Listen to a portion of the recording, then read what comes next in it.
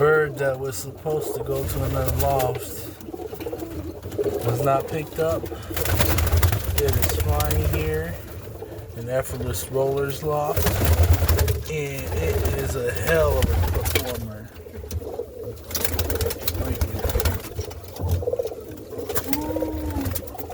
It's cold. We're feeding in the dark.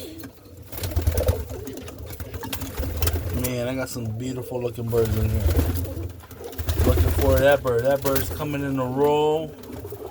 These are birds that are not even molted out yet.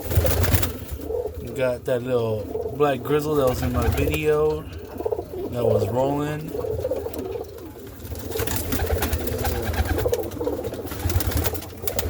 Got a few birds in here that I'm looking for. Like this one right here. Ooh, look at that bird. Red. Like that one right there. Ooh. Sorry, it's kind of messy. I'm just out here feeding birds. It's getting late. Nothing much going on here. The family's sick. We all got the flu, and then we got the strep with it too. So it's a dual combo right now, and it's not fun at all. But yeah, it's late in the night. I'm feeding birds. But yeah, guys, look, I'm looking forward to these birds right here.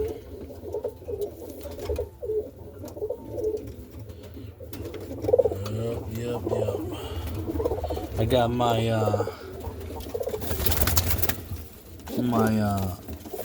Andalusian models that I was trying to create. This is the one that came this year. Let me see if I can grab it. All right, I got it. So, for the guys that follow me, I've been trying to create a Andalusian model. This is this year's trial. The bird is flying. It's starting to come in a roll. But yeah, look at the tail. And we got the black fleckings, which this seems to be our solid feather.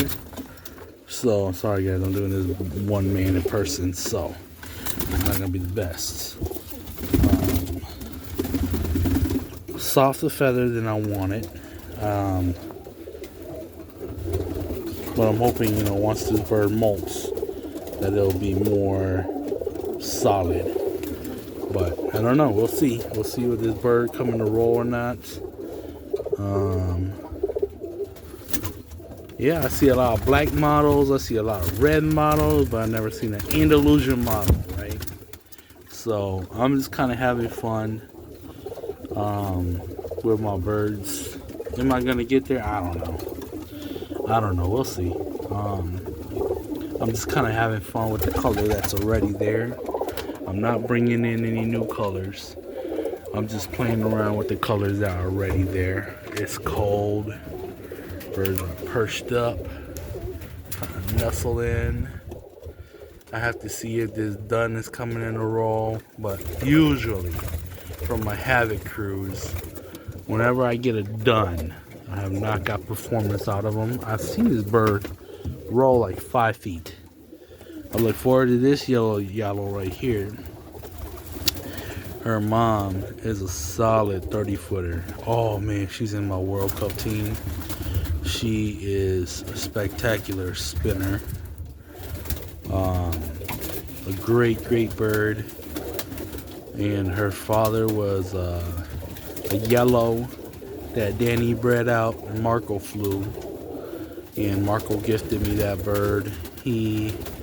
I would say he's within like the 20 to 60 foot range. He can go deeper. I went to visit him, and Marco gave me that bird. He got sick on me last year, not last year, but the following year. And I didn't think he was gonna make it, but he pulled through. The baby that he gave me before this one was a super nice bird. I was gonna pull him out after the World Cup, and of course the week of the World Cup, before my fly, he bumps and he hits the freaking concrete, like of all days, right? The week of. He was a yellow grizzle, and I was looking really forward to him stocking him up. He was a super nice spinner. We got another one out of my lace Courtney's. Now I call them lace because the father was a lace bird, and I separate my family of Courtney's into 5 categories. I have a pure side, which it goes directly back to the breeders that Danny gave to Ruben and Marco, and those birds were never introduced to any new blood. But the lace side has a cockbird that was brought in by Ruben when he went and judged the 11 bird, and that was done back in like 2012 or 2010, I can't remember. And I found out about it and I separated all my birds. But I really wanted to show you guys this bird right here. Oh, come on, focus. Here, let me see if I can get it. This is a bird that was the first trial and error of the Andalusian model. Man, this hen right here is very close. So as you can see, she's got the Andalusian markings on her, and she's got the black, and she's got the nice color figure on her. Sorry, trying to get a better hold of her to show her off. Yeah, that's her right there. Ain't she a beauty?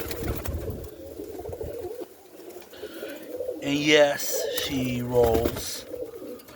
She performs. She is the older sibling, half sibling to the other one.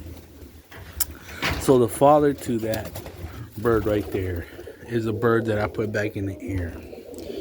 And he is this guy right here. Right there. That right there is the father. And then for the second round is the brother. He's this one right here. And these 2 tiger grizzles have been great performers for me, and that's why I decided to pull them out and breed out of them. But this year, since I got a few babies out of them, I decided to fly them. Now check this out. This one is out of this one, and he's a producer. So I've already got some birds in my 18. So this is my 18 cockbirds that go back to those 2 model. Now this little red bird right here was the bird that Ruben came out. Him and Lucky really liked this bird too. They both selected this bird out at Sky, and they were like, "Two, why haven't you put that bird away?" And I'm like, "He's red. I can't put red birds away." I'm very strict on red. I try not to put recessive reds away if I don't have to. So that one's going to be sent off to Ruben here when the weather gets a little bit better. This bird right here is one of my best performing young birds this year, along with him.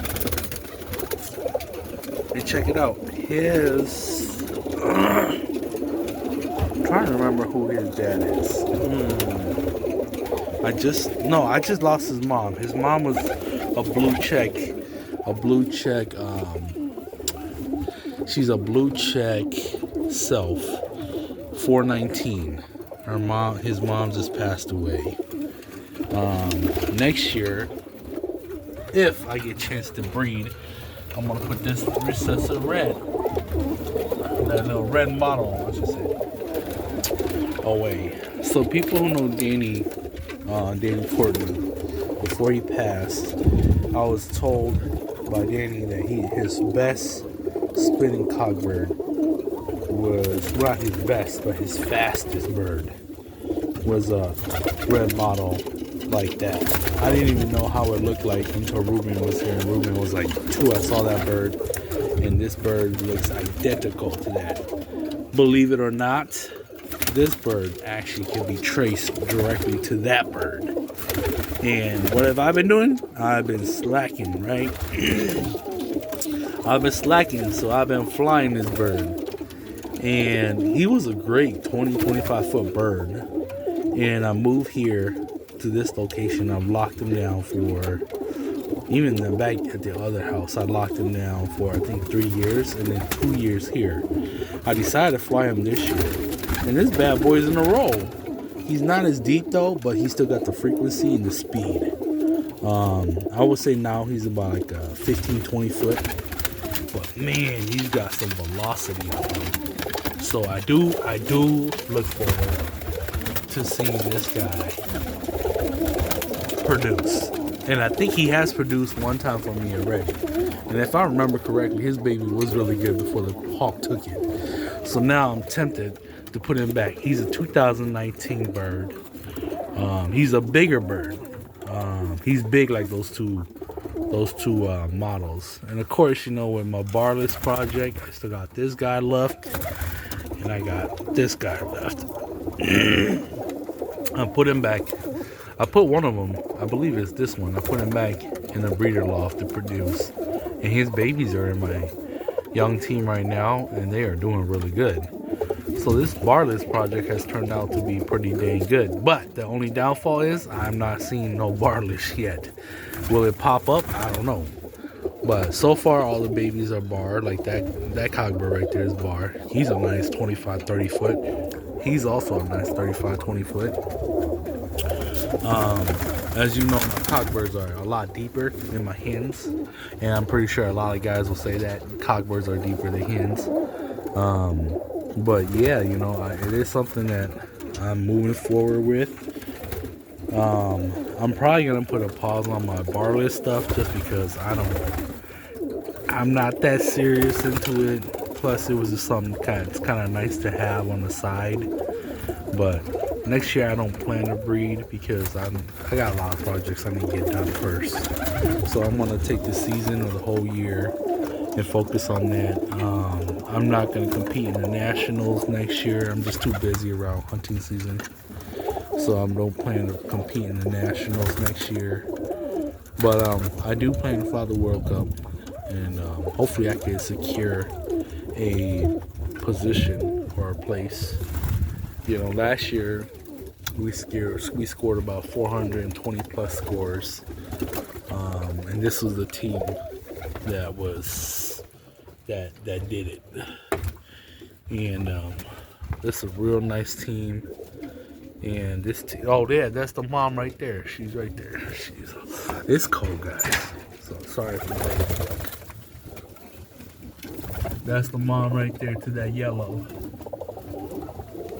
And believe it or not, she's out of 602. 602 is a foundation cockbird that Marco gave me as well. And he's still alive. He's filling, but very slowly. But I'm not pushing him hard either. So, yeah, but a few birds in here, like this one right here.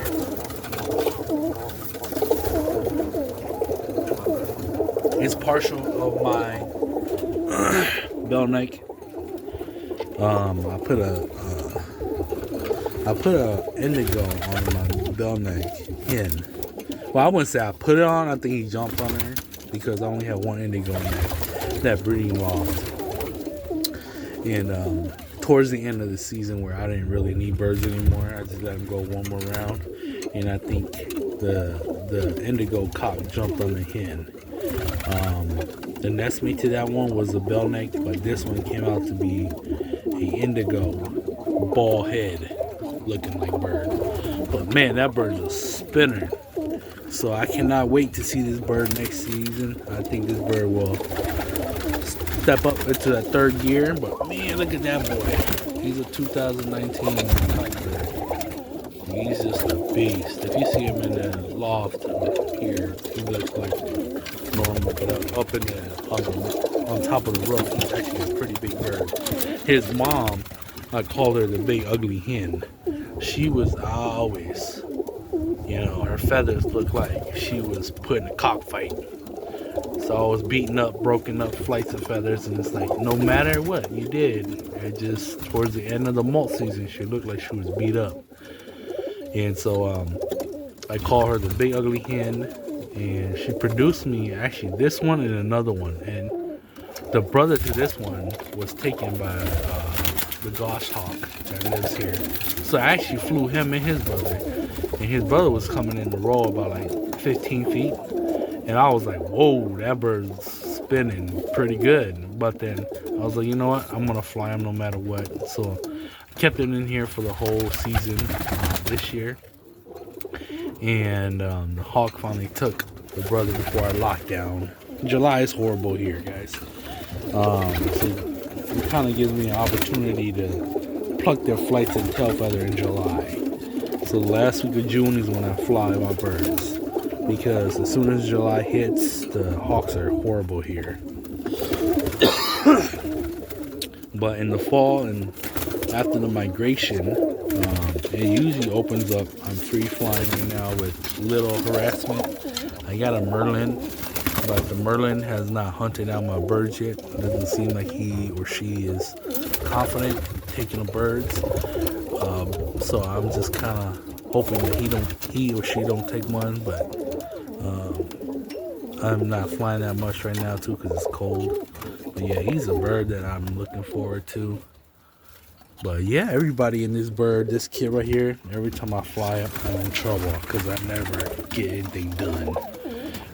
They're just a fun kit to fly out. And these are my youngest 2025. Well, not my youngest, my oldest 2025 birds. There's going to be, look, that's another bird. Illusion right there is another bird that was supposed to go with my YouTube auction. The winner never picked it up or got back to me. So I decided to fly it out because, if I'm going to be feeding it, I might as well fly it out. And he's turning out to be an awesome bird.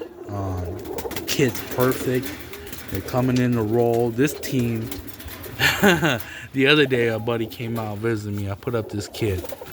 And I told him, I was like, I'm a little irritated with this team. It seems like they're not doing anything.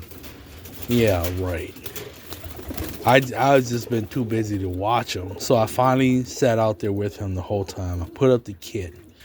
And man, they were rocking it. He turned and looked at me. He go, I don't know what the heck you talking about, man. They're setting up and they're doing big breaks. The only difference is that they haven't shown me the depth that I want. But I'm not worried about young birds. I don't put that pressure on them. But I would say by next year, right before, I would say like maybe around May to mid-May, I would start expecting these birds to go a lot deeper. Over here, I don't really chase depth. I do like them to be around, my dream team would be a team that goes around 40, 50 feet. So I will slowly select for that, but I'm okay with 20, 30 feet, or more, I should say. But I don't punish the birds for it. I'm slowly building them to where I want them. I am getting results so far every year. I've been getting more and more. But, I'm not pushing it too hard to the point where it's like I need to call everything. I still take these birds over a lot of different families that I've seen flown here in Minnesota. Just because even if they're not as deep as other families out here, they're nonstop action. And I'd rather have that versus, birds that fly like homing pigeons. And I can't stand when rollers just fly around because they're performance breed bird and they should be performing. So if they're not performing, right? That's what gives the roller their name, is they have to perform. So, my definition of a bird or a roller is one that must perform. So, I cannot fly birds that don't roll. Sorry, guys, just me. But yeah, just kind of talking birds, guys. It's been a while. I haven't had time to record anything. But yeah, this is my main hen team. Yeah, I don't really have much to say about them. They have the chemistry that I like. This one will be pulled out this year. She's a nice, I would say 30, 50 footer. Nice, clean, deep, smooth. From the right angle, you will see the hole. Straight and true. And this hen right here is going to be also moved to be tried. And then there's a blue check in here. I don't know. I could pretty much pull all these out if I wanted to, but I gotta select one. But there's one that was catching my eye the first year. I'm almost thinking it's this one right here. But it could be that one right there. But one of them is doing very, very well. Frequency-wise, speed and depth is there. So I'm not too worried. Oh, yeah. Bad news, guys. I just finally lost my 5'11" hen in this cold. We got dumped on with this snow, and then we had a cold snap, and she did not make it. But she left me daughters. That one, and there's another one. But I have to look up their pedigree. But yes, I lost her, and now I am thinking that this one will be put away here pretty soon. She also bred me a super nice cockbird, a red check. So his name is Arnold. I was going to put him back up in the air, but now that I lost 5'11", I'm actually going to breed around him because I've already put him down, and he's actually produced me some very good babies. So yeah, I'm gonna be putting him away, and I'll probably breed around him. But yeah, guys. Oh yeah, and also this one. Yeah, also going to put that one away. Hey, look. My old foundation hen right there. She is a 2014 bird. She's the only hen that's produced me 13 stock babies. 13, maybe even more. But a lot of all my birds go back to this hen right here. And guess what, guys? She's flying. She's kidding. She freaking rolls. Okay? And she's in the main kit.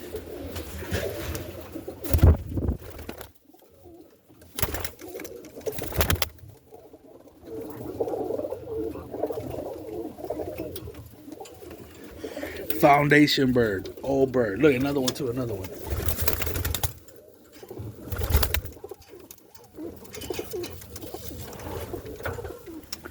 (2012), that little black hen right there. And she's a spinner. A spinner, I tell you. Her son is in my main team. And I was told that's actually, what is that?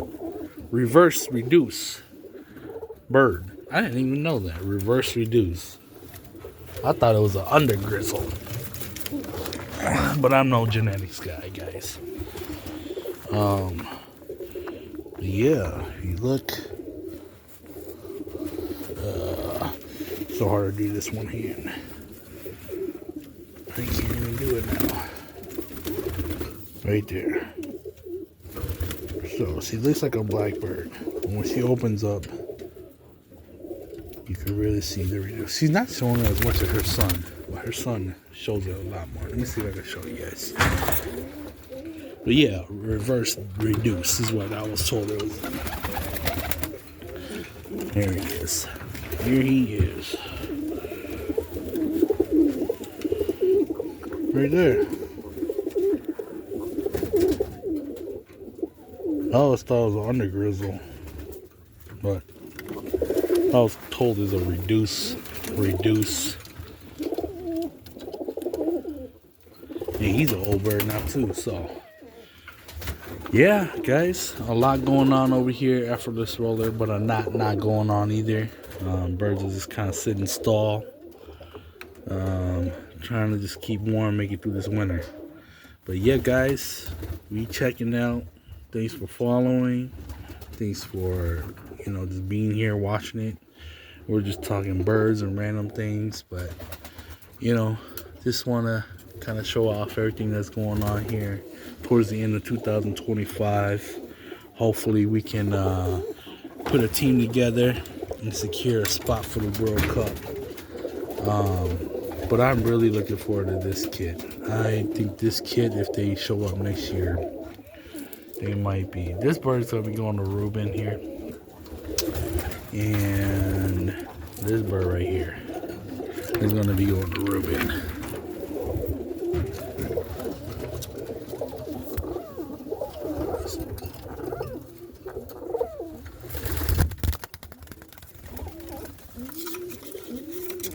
Why you gotta jump over there? Right there. Lace. I'll show you the lace. Right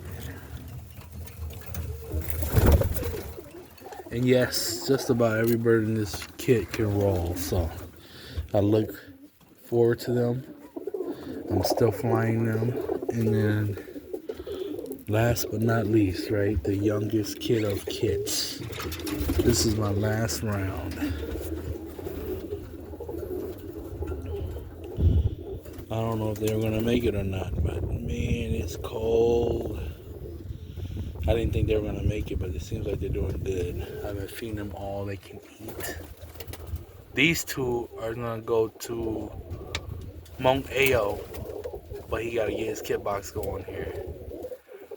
They're flying, they're rolling, they're doing good right now. I was like, dang, I don't know if I want to give it to you now, bro.